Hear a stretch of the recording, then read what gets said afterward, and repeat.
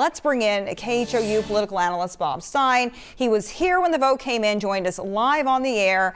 And what we want to know now is, usually in a process when people go before a court, they can appeal. Can Paxton challenge this vote? He can, and I suspect he might. In fact, I think Tuesday morning he might be before the Supreme Court asking for injunctive relief. The state constitution is, and I'm not a lawyer here, I want to be clear, but my reading of it says that you cannot be impeached for acts that you committed before you were elected. A.G. Paxton was elected in November of 2022.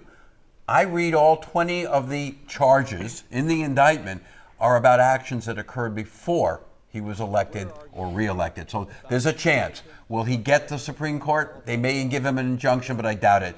My guess is he will have to wait until he goes to trial. Now we know next step, this goes to trial in the Senate. Any idea when that might happen? I think that's up to the lieutenant governor, but my guess is they'll want to do this very quickly. As you heard from Janelle, there's a big legislative agenda.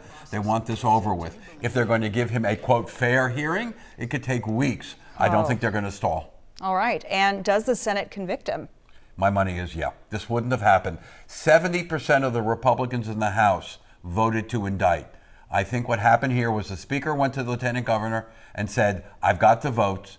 And I think the lieutenant governor said, I will deliver a conviction. I think he's going to be convicted shortly. Sounds like a lot more will come out in the Senate, and voters who may have supported him in the past may... Well, they supported a Republican on the ticket. There you go. And they had no idea. And I think if they hear about particularly the $3 million he wanted the taxpayers of Texas to pay for his wrong deeds, no, I don't think he's got a political future in this environment. So, in your opinion, this came down to the money to get everyone's attention. One of the greatest ironies of this is that Paxton has taken money from everybody. He had plenty of money to pay off these whistleblowers. Why the arrogance of going to the House and saying, pay my bill?